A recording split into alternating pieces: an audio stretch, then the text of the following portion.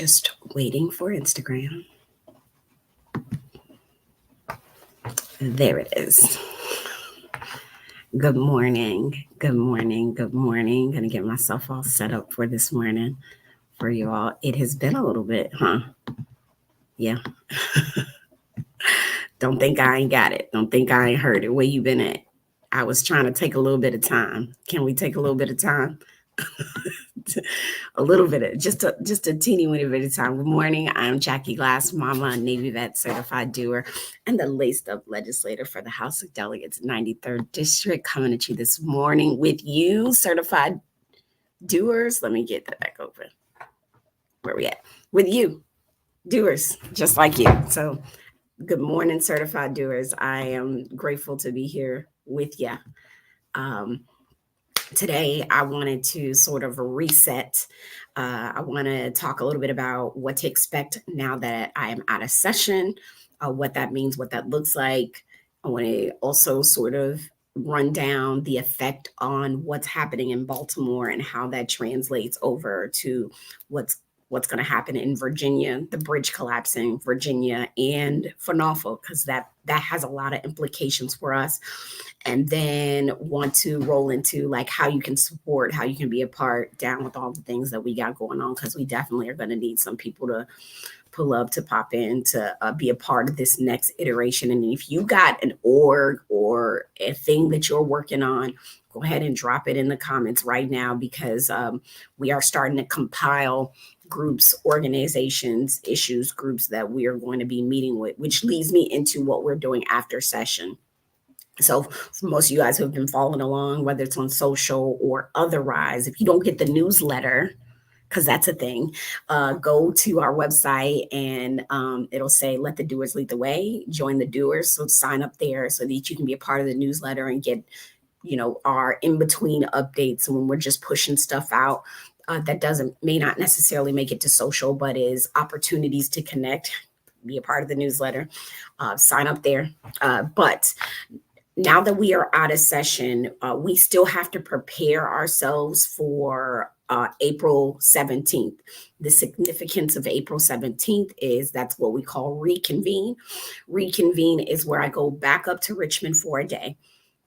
And we are going to roll through all of the updates that the governor has made for all the different legislation. So I think the governor will have until April. I'm about to say April 8th or April 9th. It's that first week of April to veto, amend, or sign or do nothing with all of the legislation that we sent over from the legislative branch, right? So the team, the executive branch and their team will be rolling through, and we're starting to see some of that stuff come back. If you're like a Politico, or if you just care about this stuff enough to follow along, you probably have seen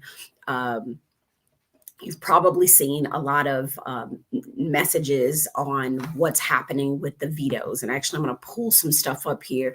We had a series of gun legislation that was just vetoed. Prior to that, we had a lot of public safety bills that were vetoed actually in that group. I did have a bill that was vetoed, House Bill 250. That was my police interrogation bill, which would have asked the big folks that train police to evaluate their interrogation practices. That was the goal of that legislation, was to really get them to start thinking about what it is they think is acceptable and unacceptable, because you talk to one department and they say it's okay. You talk to another department, they say it's not okay. Certain things are not okay. So we're just trying to get the guys that the organization that is over these departments, not necessarily over, but does the training guidelines to assess, so that we can have some real conversation from a place of, here's what you actually think. Here's what the guys who are training you, here's the organization that's training you, here's what they think, and here's how we think we should move forward. So that bill did get vetoed. The unfortunate part is, in talking to, when I got the call from the executive branch saying that it was going to be vetoed, you didn't gel up. It just didn't. Hold on, I'm going to get some of the guidance on this, but part of it is that I know it can feel like it's not a good look to do anything around policing in some people's world. I mean, and that's real. I don't necessarily honor that in a real way, but I know it feels like a bad look. What we are doing, or what we have been doing, sort of lost y'all. What we're doing and what we have been doing was working with these organizations. So we brought in Good Morning. We not only brought in like the Sheriff's Association, we talked to all these different orgs to make sure that what we're doing is the right step, because I believe in order to get to a point where we're really doing interrogation practice as well, it's a multi-year process. We've been doing it for 3 years. I try to flat out just make it so they can stop making fake documents. I'm trying to get them to stop lying to youth, like these things. But it's not going to happen overnight. It's not going to happen in one session. So we did get one bill vetoed thus far. So you know, do we have enough votes to overturn vetoes? That's the important thing. This is why these elections matter, in the sense of we need a 2/3 vote to override a veto. If we don't have that many votes, then the veto stands, or the amendment or the change that the governor's branch, well, not the amendments. Amendments, we can simple majority, right? 51 people say no, then the amendments we can discard. But the governor can still come back and veto. So we're working on that. Not only are we working on getting ourselves ready for the reconvene session on April 17th. A lot of this is really I'm trying to get my office stable. If you have our newsletter, then you know my office for the 93rd district is a certified V3 employer, which means it's a Virginia Values Veterans employer. I certified my office through the state, and it's been really helpful to do that because I have a commitment to ensuring that I bring veterans into this process. And I specifically have a mission of getting more women veterans involved in the policy making process. I mean, that's where it started for me, to be quite honest with y'all, like really looking at the black and white and where the gray is, and then how to advocate. I remember writing letters to the uniform, the military, the Navy Uniform and Conduct Standards Office, asking them to change the hair regulations, because literally we could only have braids that go back. We can only have prison braids. Like it was just, the hair standards were not, they were extremely biased towards anyone that didn't have very fine, very straight hair. Anybody. It sucked. So I just remember writing letters and getting folks to write, reading policy, and, looking at things. So like I purposely, I hired, my office was an office during session of 4 people, 5, including myself. Of those 5, 5 of those 5, 3 of my employees, myself included, were women veterans. 4 of them were veterans. So over 75% of my office was veterans, and I think it's 60% were women. So like I want to create space for people. And that's my role, right? Like, it's not just about veterans, but people in general, which is why we had Certified Doer Day. So shout out to y'all who came up for Certified Doer. This is an invitation in. I think we need more people participating. But the hack, I guess, for y'all, to get to the point, the hack for me in one, being able to certify my office as a V3 employer, but also bring veterans in, is that 2 of those folks were retired military. So they already have health benefits. They already are getting some form of retirement. And the pennies that they give us to operate an office at the state level allows me to bring them in and not have to, sort of have the heartache, the fact that I can only have 1 employee that has state benefits. And my budget literally is $63,000 a year for staff. The reason why I am so successful is because I have a freaking amazing team. My team is dope. When you're a mother, I don't get to pull away the same way some of my counterparts do. I have a part-time job. I have a spouse, and all of these things make it very challenging to be a citizen legislator, right? We know this is a full time job with part time pay. So for me, having the right infrastructure, the right people around me to ensure that I can have situational awareness and able to show up prepared and ready and vote with confidence has a team. So I'm spending this stretch of time fundraising because I paid for my team. The majority of my team is paid for out of pocket. So when you all contribute to me, most of those dollars go right back into making sure that we have a staff that can show up for you. So, in between this time, I'm using this time to really fundraise. Up now through April, because May, June, July, that's when we should be getting to. I'm going to talk about this at the end, getting with some of the issues groups, right? We've got a couple gun violence groups that we need to be working with to see how we can pull money down from the state, actually doing it out early. We've got a lot of some foster care stuff. So, like, really getting with you all in the community, because we're going to have summer school for certified doers. So, really getting with you all, that's our time there. So, for this time, if you don't see me a lot, it's because I'm preparing for April 17th, and then I'm really fundraising to keep my staff wholeheartedly. So I see questions in the chat. How do we tap into the newsletter? If you go to Jackie, the number 4, Norfolk.com, it'll say, let the doers lead the way.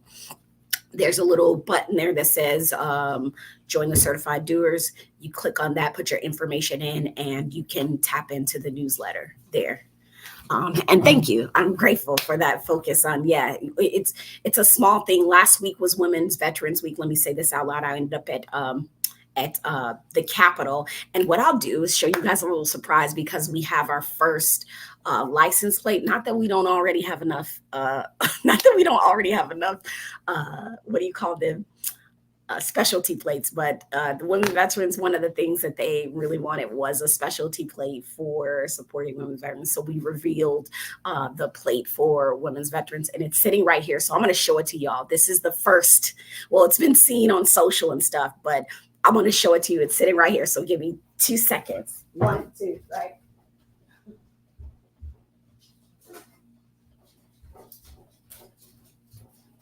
All right.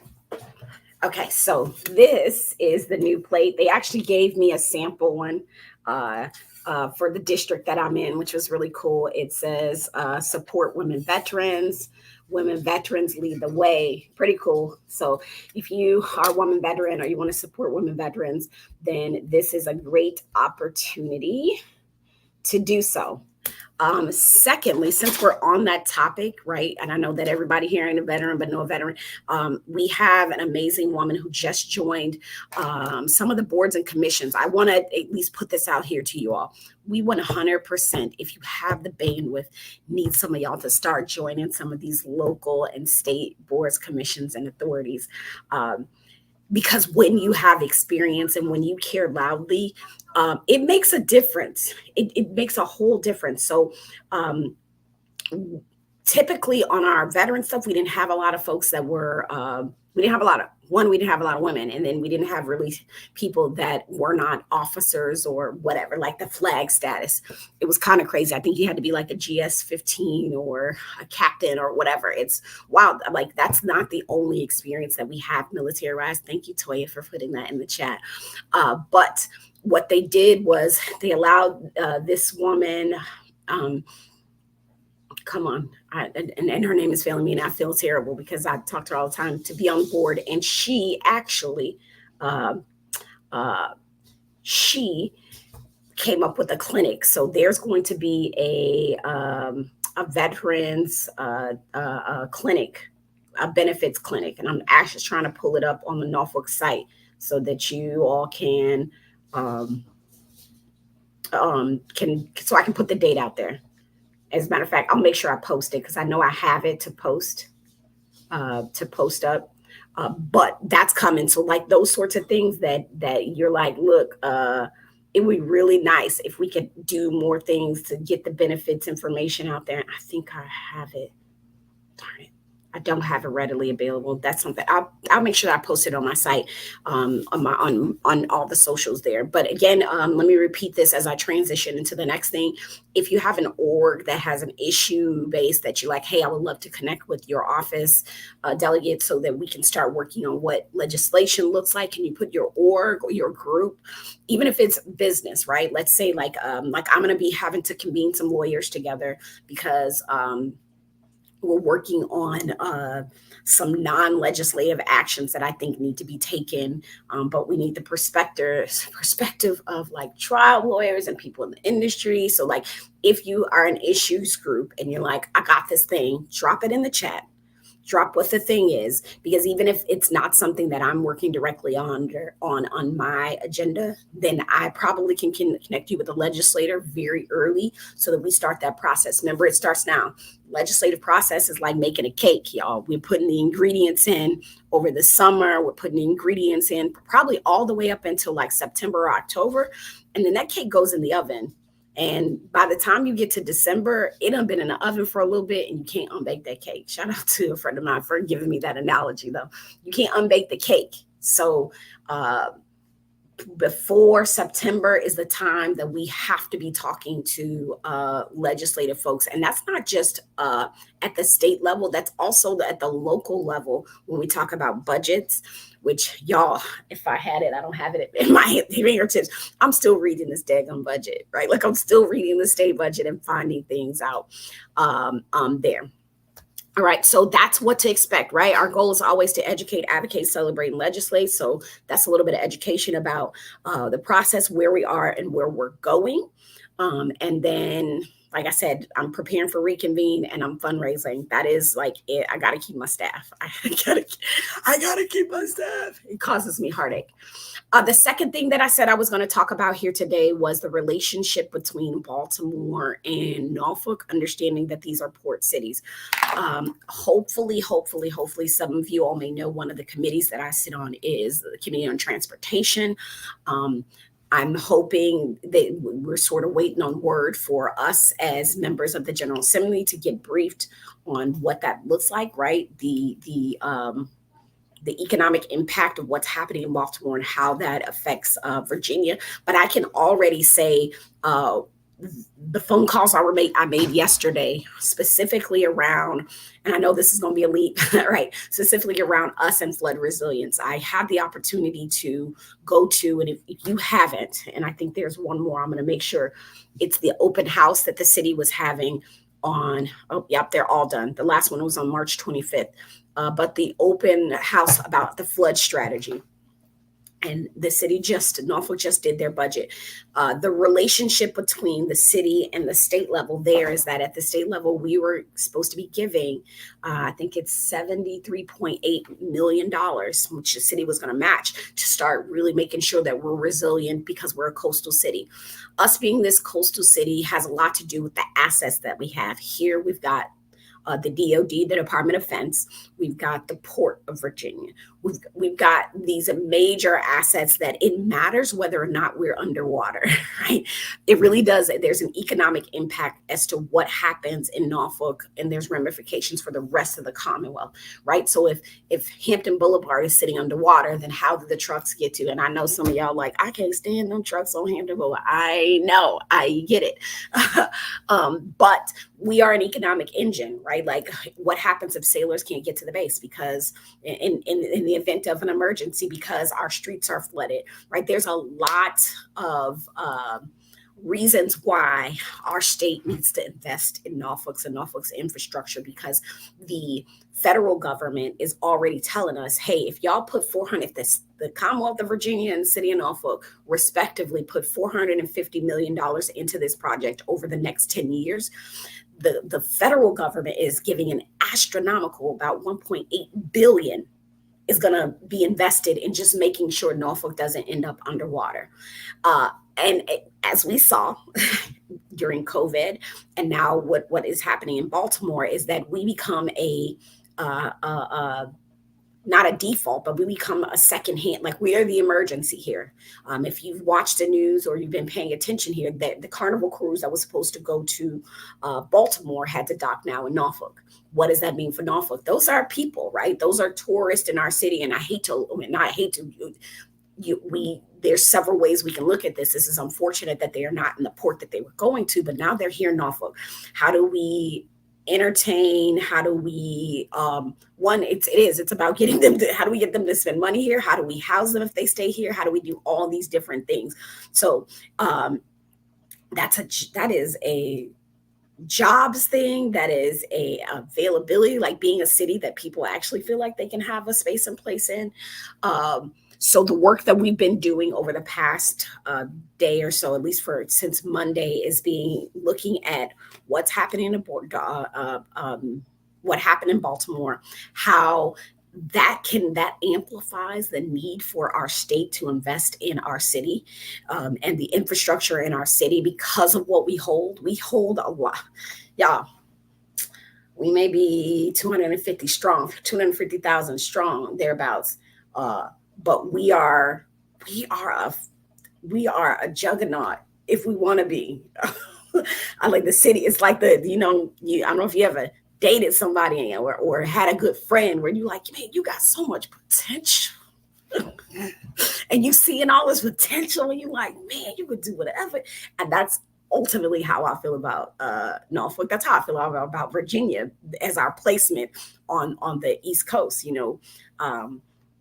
whether it's being the creatives on the coast or just being a mecca for like all types of things. But where we are placed on the coast is like Virginia, Norfolk. We are, I don't know. Okay, I'm a city girl, but I see the lights. I'm with you, Mr. Whitaker. Yes, it is so complex, but we are a powerhouse. So I've talked with folks from the city. I am waiting, and I think today I should expect a phone call from the governor's office just to have more conversations about how we can advocate, right? That's one of our pillars, right? Educate, advocate, how we can advocate for to ensure that our money goes back in the budget. The House put the money in the budget for the flood resiliency. The governor put the money in their budget for resiliency, but when it went to the Senate, somehow our money went from 73.8 million to 25 million, right? And that makes a difference. It does. And so when the city had to do their budget, they had to compensate for what we have in our hands right now. And that's just not a good look. So I am also urging you all we're going to be having to reach out to the executive branch, and you all can advocate just like I can. I can pick up the phone and get somebody on the team right away. But your letters, your comments, your thoughts, like the investment that needs to happen down here is great. It is worth it. It is actually financially responsible, is dope. So I'm asking you all to just be a part of that. Yes. Okay, so I see a question. So that's the effect on the Baltimore. So I have one more thing, how to support and connect, where we're going from here. And then I also want to backfill y'all got some elections coming up. So we can't forget that. We got some local election stuff happening in 2023. Goodness, 2024. And I need y'all to understand why local elections matter. And even for me as a state legislator, why, like, I'm a constituent of somebody in this local government. So like, it's important, right? Okay, so I see HPRVLG marketing. So ask the question. So this is on Instagram for those of you guys on all the other places. How do we get in the conversation to step in and how do we get in the conversation to step up or connect with resources that cruise ship tours, activities, and temporary lodging? What I would also say is, like, for Norfolk, if you go to Visit Norfolk, that is, and if you've never been to the Visit Norfolk website, like, that's a thing also, right? Visit Norfolk really is the hub that sort of puts all the things together about what's happening here, what you can do, blah, blah, like all the different things. They even put out like a magazine at sometimes. And I can remember getting that Visit Norfolk's neck at one point, like, why y'all only put in one side of town? There's other stuff in other places. And that's, I think, our responsibility too, is like sometimes the people that see dollars and cents can't see value and feel, right? Like why might somebody want to walk up 35th Street at this corridor where there's this amazing record shop and great place to eat? Like people love local things. I don't know, maybe let me not say people. I'm a person who loves to see, like, I want to tell me what a hole in the wall place is, right? That I can go to and have a story about. So like, it's also our responsibility to advocate for the places and spaces that we think are attractive, that make our city attractive. For Norfolk, that is Visit Norfolk. So go to visitnorfolk.com and you can connect with those folks there. The head of Visit Norfolk is a gentleman by the name of Kurt Kraus.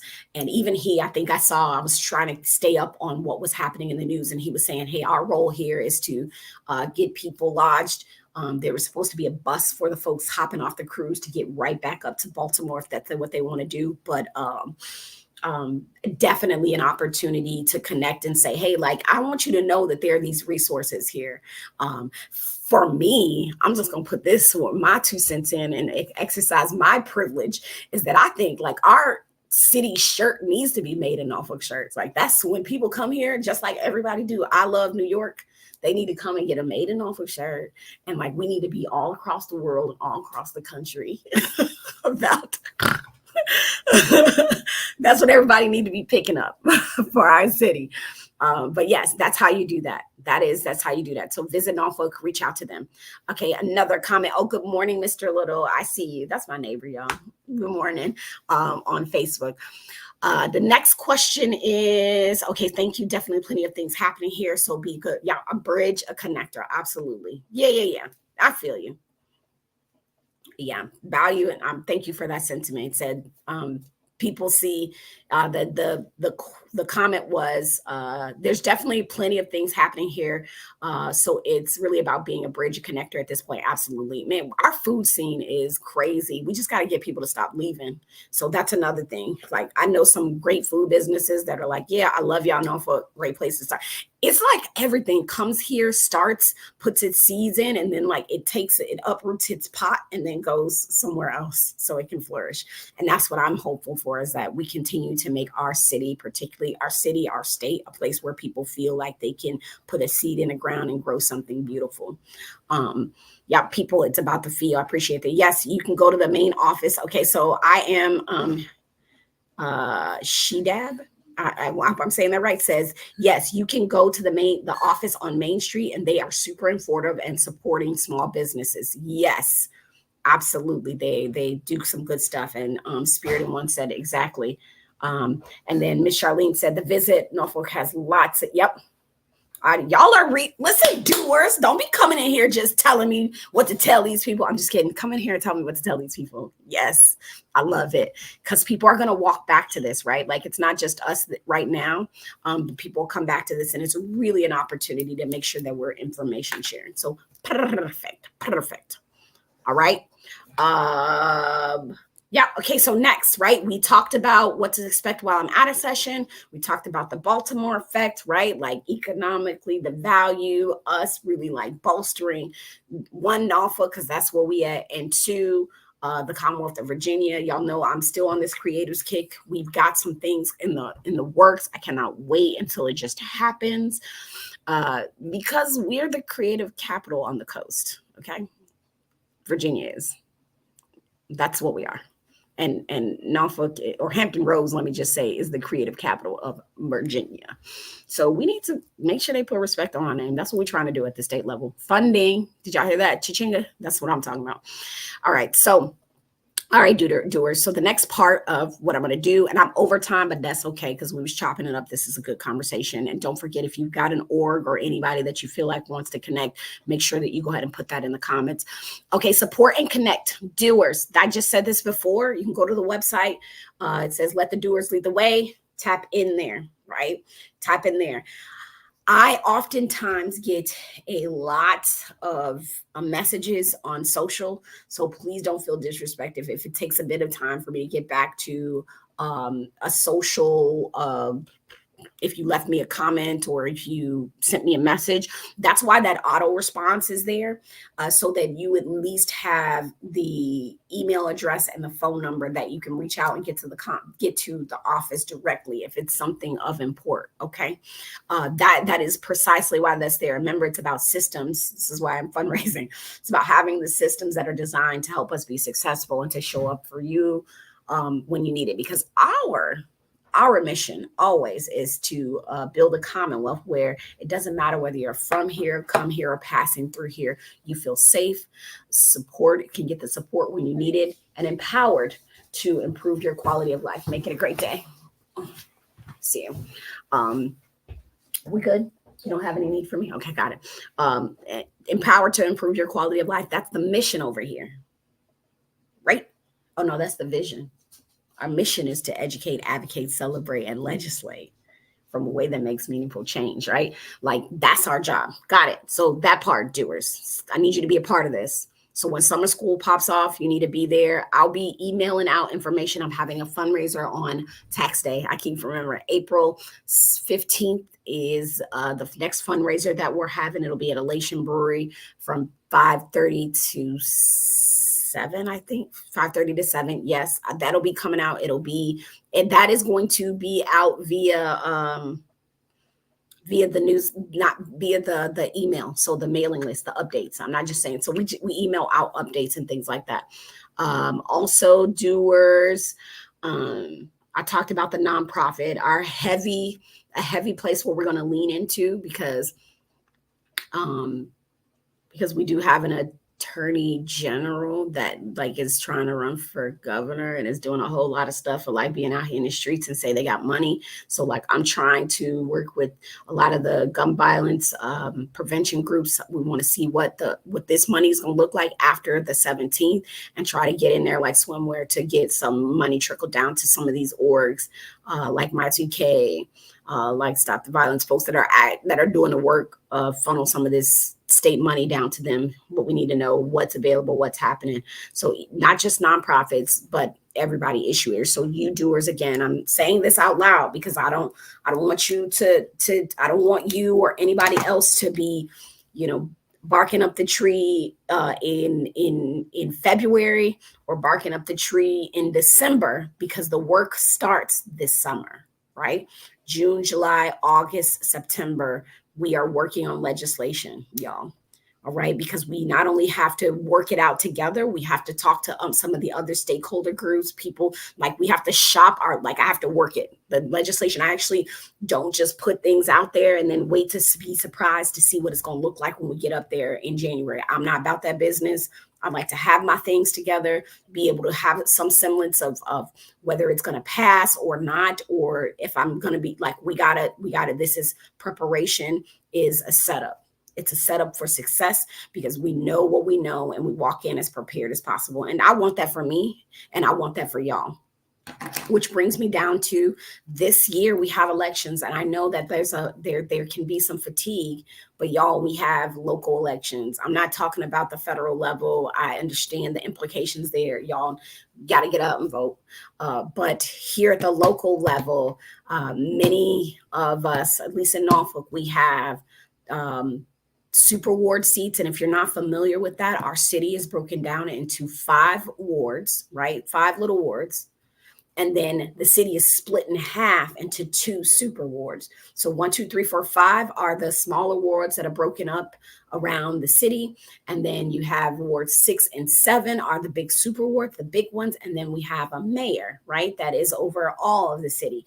On your ballots, and this year will be the mayor, as well as the 2 super ward positions. That's not just for council, but also for our school board. Those 2 super ward positions are going to be on the ballot.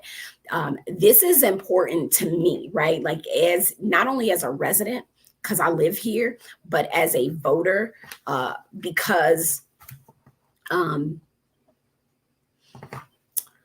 would love to see more doers be a part of the process.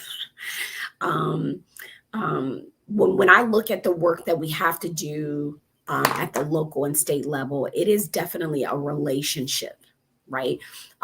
Having people that are whatever differences or whatever we come to the table are able to say, all right, so like at the very minimum, we can talk about what's happening in our city in a meaningful way. We don't have to pretend like things are not happening or obfuscate, that we can actually have a clear conversation so that at least for me at my level, I can do the best job I can helping us move forward. Right? Like, help me help you. Cause my wheelhouse is I don't run the city. I don't run Norfolk, right? You elect, 8 people, right? The 7 council members, as well as a mayor to run that. I don't run the school board. You elect 8 people, 7 people, all the wards, right, to do that. Having a healthy relationship makes a lot of sense. Makes a lot of sense because when we talk about educational funding, right, this budget that we just did here has an astronomical amount of dollars pouring into education. What does that look like when that trickle down here? What does it look like when it makes it to our central office in our school system? What does it look like when we go down to our actual classrooms and our principals in schools, right? Can we have that conversation if we have issues? So the people actually matter, and I need us to be more critical, present company included, about paying attention to our local elections. If I'm being really candid, because I am, is that, sometimes people are put in places and it's difficult to leave because, maybe you knew people from way back when, or maybe you find it challenging. It's challenging for me too, like knowing when to speak, when to shut up, and all these different things. And sometimes we're expecting people that are elected to have a lion's heart to go in a lion's den without a lion's heart, right? Like, it's a lot. There are all kinds of people that are needed in this, but remember that it's a collective effort. So you are hiring a team when we go and elect our boards, our school board and our council. We're hiring a team. So we should be looking at what we have and what we need and getting in there. So for those of you all in other spaces and places, I also need y'all to do the same. This is not just an awful thing. This is how we operate. If you want better, then we have to ask for better. Accountability is real important, and how to get that accountability for us is really important too. We don't want to be barking up a tree to where we just become noise. We want to be able to come from a place where people can hear what we're saying and act on it. And when they choose not to, right, when we collectively say to choose not to, then we know this is what the election process is for. Okay, so really keep your eyes on the process. You have elections. I get the presidential election, but the more consequential one for our daily quality of life are local elections. And that is just simply facts. Okay.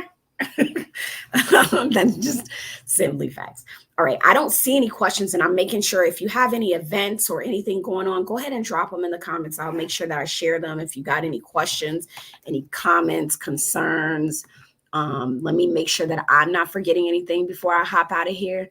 It is a rainy day, but let's remember that the ground that we walk on will be refreshed, right? It's not just the rain; it's a refreshing of things, and sometimes we need that. So thank goodness for this rain, right? Thank goodness for its rain. I am going to be doing a town hall. That's what I was forgetting. And it's unfortunate right now because it's on the tip of my tongue. The day that town hall is, I will be putting that out. Knowing that I'll be putting that information out to you all, knowing that we've got some opportunities to talk about specifically what I'm going to go through on the town halls. I want to give you guys an update on the budget. That's the biggest part of it. Many of you, if you stand abreast of the politicos, you know that the budget is a big deal because there's a stadium that wants to be brought here. There's school that wants to be funded. There's a whole lot of stuff. But remember, we are focused on securing our children's future, through education, which is why I said that school board election is super important. Revitalizing our infrastructure that I just talked about. Look at what happened in Baltimore and why we are so important, especially down here in Hampton Roads, an economy that works for us, right? So bipartisan investments in, I think that, when we start having conversations about minimum wage and things like that, I get so frustrated with the idea of people thinking that people shouldn't earn more, right? Like that, to me, that is a wild concept. But know that these are things that we fight for.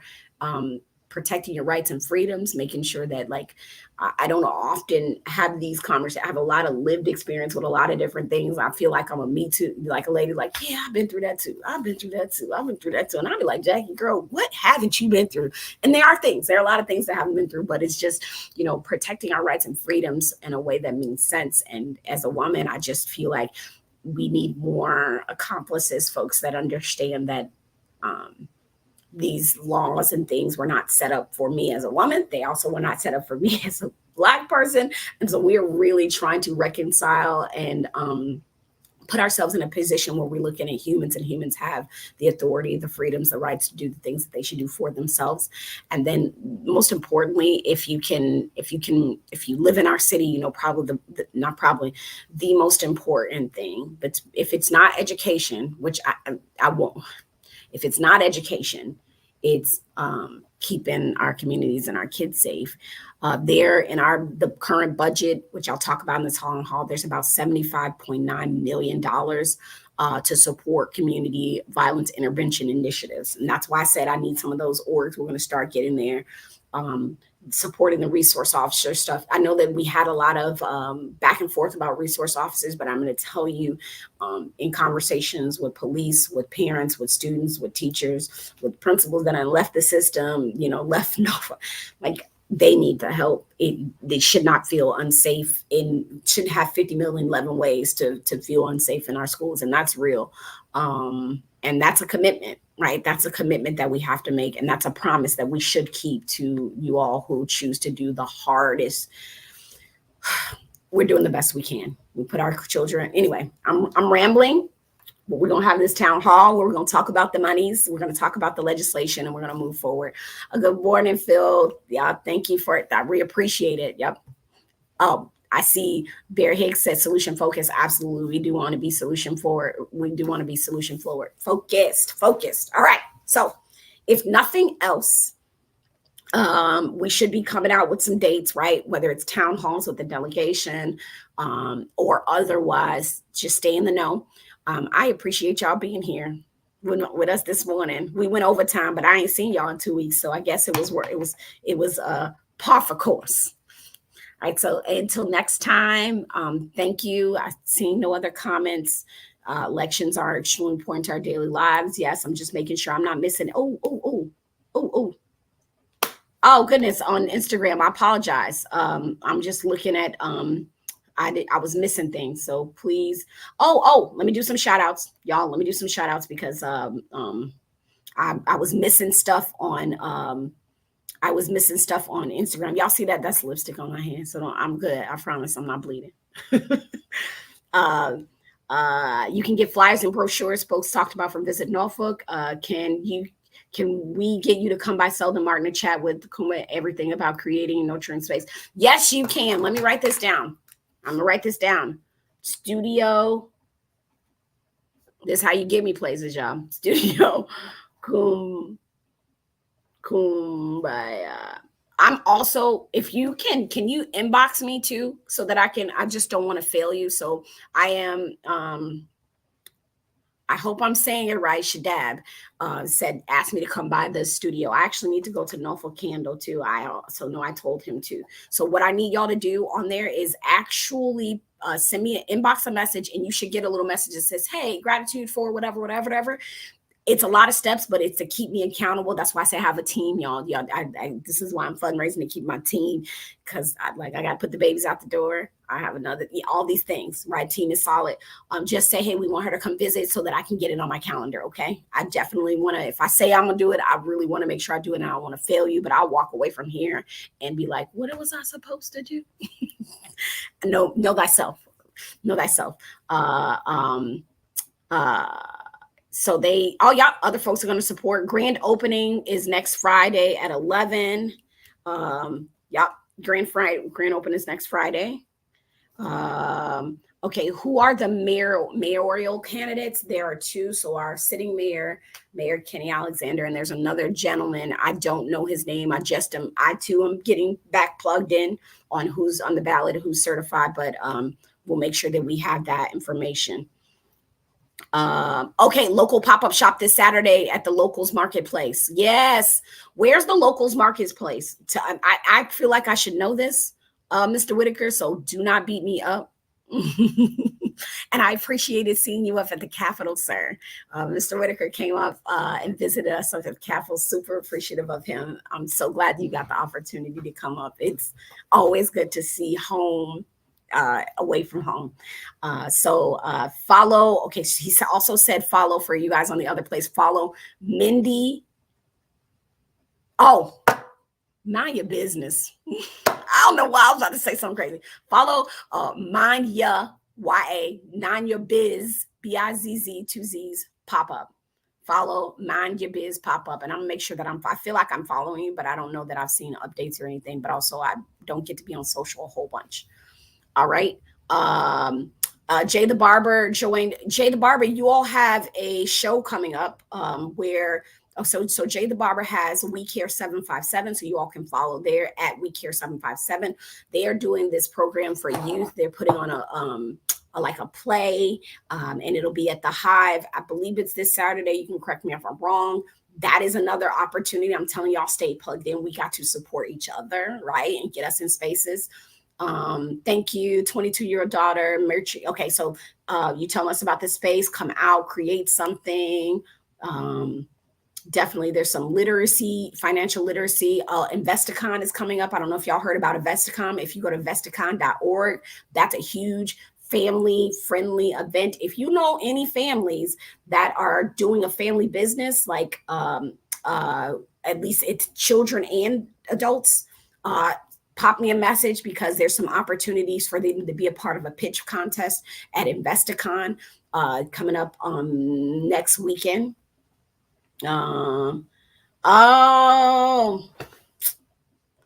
for Allure Best. I love you all. Okay, so Shine Bright. Yeah, okay, got it. It's the Shine Bright play. It's tomorrow at 6 at the Hive Resource Center. Y'all, tomorrow at 6, I feel like it's on my calendar. So tomorrow at 6, Shine Bright. Doers, we need to go and we need to support the children. So tomorrow at 6, Hive Resource Center. That's right there in Town Center on that, like right there. Like you can't miss it at all. It's on the side, the Best Buy side of Town Center as you see it. So there's an opportunity there. Mr. Whitaker said the locals outside is, I know. Okay, I know where that is. I should know that. It's 271 Granby Street. It's the old Urban Outfitters. As I thought about it, I remembered. Yep. Okay. Got it. Boom. All right. Ooh, that sounds like Jay. Staff. She always says boom. Okay. Lastly, let's go through Facebook and stuff. So budget hearing April 10th at Granby High School. Y'all, these budget hearings are super important. When the city puts out their budget, like you have the opportunity to go in and advocate. But remember what I told y'all. If you're coming with a brand new idea, the problem is, can you send me the links for those letters? The problem is that when you start trying to make new stuff in the budget that's already cooked, that can be an issue. That's why I need us to start engaging over the summer, right? It's specifically for budgets. That's September, October, November. Those are the times to be engaging with your council people on budget and stuff. Right? The monies, they're building that way long before you see it. So got it. There's a budget hearing April 10th, Granby High School, 6 p.m. Right? You're going to get an overview of the budget and short opportunity to speak and say all the things. That's how I got started, y'all, is going down to the school board, like, y'all, this is a problem, or I need some help with this, and then getting involved in budget talks. How do you get on the newsletter? Thank you, Whitney Graham. The newsletter, again, is Jackie, 4 Norfolk.com, and then go Let the Doers Lead the Way. That's where you can go ahead and get involved there. And sign up on Let the Doers Lead the Way. Lastly, we got help the 2050 Citizen Advisory Community give input. Yes. Oh, look. A friend of mine told me when I started getting involved, she said, listen, I'm going to tell you something. These plans we doing 9 times out of 10, they done been wrote 10 years ago. 10, 20 years ago. So like even like a project like the Maine, right? It didn't just magically start. They didn't like approve it and then it started. Like these things start years in advance. So what Philip is talking about is a Norfolk 2050 project where you need to be giving input about what Norfolk's going to look like in 2050. Just do it. Like you got an idea, even if you ain't going to be here, think about the people that will. By that time, I should have grandchildren. Please let me have grandchildren. My kids, I don't know what they're doing, but I should have grandchildren, and hopefully somebody want to stay here with me, and that I'm still here. So yes, 2050. Hold on, I'm going to put that back up there. It is. If you're on Instagram, it's www. I don't even know why I did that. It's nfk2050.com. Got that? nfk2050.com. Go put your input in on the kind of city you want. Right? Boom. Oh my goodness, Jay is in my head. Okay, I do have to go now. I got my teenager texting me. Mama, can you send me the links to that stuff? Shout out to y'all who have put kids in college and have made it through. I'm going through the first, and I feel like my heart is bursting with joy and breaking at the same time. All at once. How I'm so happy and sad at the same time. But this is the nature. You do the things so that they can grow up and get out. All right. If I don't see you when I see you, remember 757, the Hive, they got their event at 6 p.m. tomorrow. Don't miss it. Budget hearings coming up. Studio Kumba, which has their opening. What day did you say you're opening? I don't want to be a fibber. Grand opening next Friday. Mr. Whitaker has a pop-up shop this Saturday at the locals market. So get there. Thank you all for all that you do. Let's get it. Doers, get more done.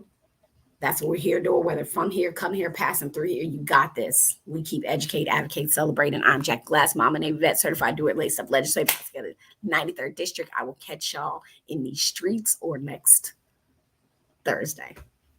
Peace.